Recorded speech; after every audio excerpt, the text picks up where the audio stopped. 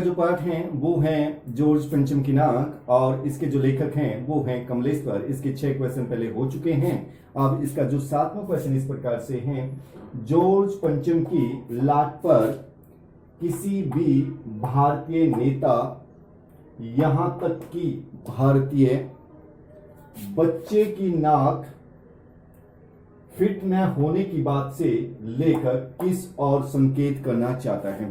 अर्थात इस प्रश्न के माध्यम से लेखक यह बताना चाहता है कि किसी भी जो जॉर्ज पंचम है, जॉर्ज पंचम की तस्वीर पर किसी भी भारतीय नेता या बच्चे की नाक फिट न होने का संकेत इस प्रकार से देता है कि इस प्रकार से संकेत करता है कि जो भारतीय हैं, भारतीयों को अपनी मान मर्यादा प्रतिष्ठा का हमेशा ध्यान रखते हैं। वो किसी दूसरे देश की जमीन पर अपनी नाक कभी विस्थापित नहीं करना चाहते। लेकिन इंग्लैंड जो है, इंग्लैंड की जो ये सोच होती है, वो दूसरे देशों की जमीन में अपनी नाक घुसेड़ने की कोशिश करते हैं। राजनीतिक लाभ तो इससे भले ही उन्हें प्राप्त हो जाए, लेकिन उनकी जो मान मर्यादा है, प्रतिष्ठा है, वो कभी भी बनी नहीं रहती। अर्थात उनका मान सम्मान क्या है, कम होता चला जाता है। इस कारण से किसी भी भारतीय नेता या बच्चे की जो नाक है उस जॉर्ज पंचम की तस्वीर पर फिट नहीं हुई।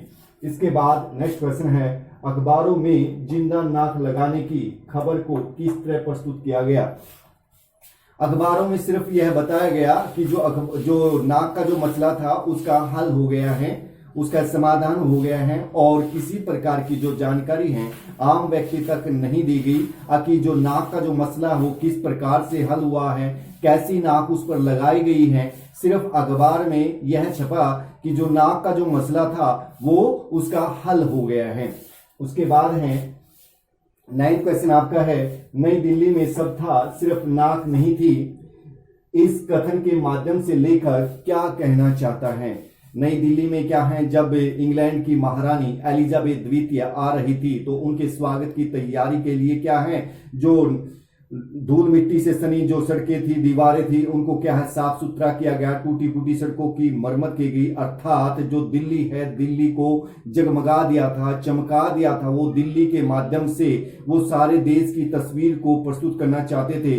सिर्फ एक कमी थी कि जो जॉर्ज पंचम है उसकी तस्वीर पर क्या है नाक नहीं थी, क्योंकि उन्होंने क्या है हमारे देश को क्या है अपने हमारे देश पर क्या बहुत सारे अत्याचार किए, जुल्मों का शिकार बनाया हमारे देश को। इस कारण से उनकी नाकें नहीं थी, सब कुछ नई दिल्ली में था।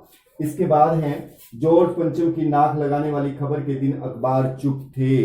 अर्थात जिस दिन क्या है जॉर्ज पंचम की तस्वीर पर नाक लगाई और यह बात जब आम जनता को पता चली कि जॉर्ज पंचम की तस्वीर पर नाक लगाई गई है और वो भी क्या है जिंदा नाक लगाई है, तो इस समाचार को प्राप्त करके जो भारतवासी थे, भारतवासियों ने अपना घोर अपमान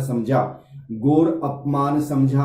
क्योंकि जो जॉर्ज पंचम है, जॉर्ज पंचम ने भारतीयों पर बहुत सारे अत्याचार किए थे।